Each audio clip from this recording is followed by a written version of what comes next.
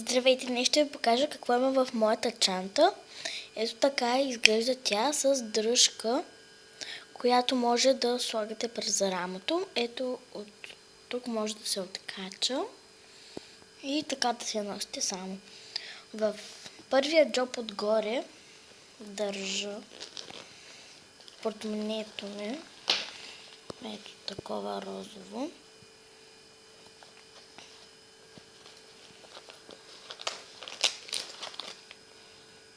Мокри кърпички.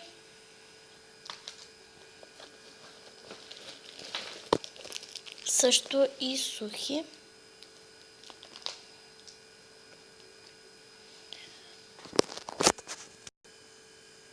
Имам още и всъщност това е последното нещо в големия джоб. Това са ключовете ми.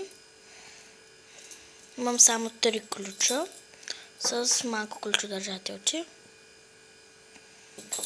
И мисля, че няма друго. Да, в този джоб тук също има джоб, но не държа нищо. Ето тук отстрани има още един джоб, в който също нищо не държа, защото може да падне.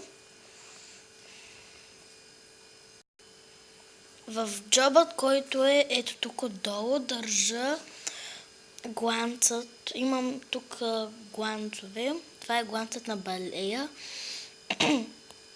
Закупих го от DM Crazy Raspberry. От DM за около 2 лева. Имам още едно балсанче на Avon. Имаше опаковка, но я махнах. Мирише много хубаво на малина. Другото също е с малина. Миришат много добре.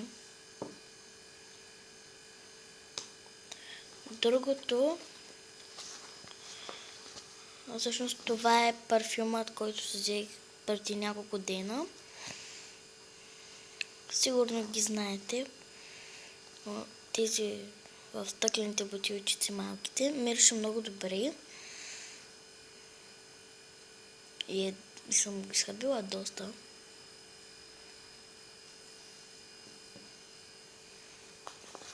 И последното нещо е ето този течен Baby Lips, който си купих от мола, заедно с една моя приятелка, която каналът ще е отдолу в описанието, за около лев и нещо е този Baby Lips. Да, много по-евтини от всички други, които не са в течно състояние. Този е абсолютно същия.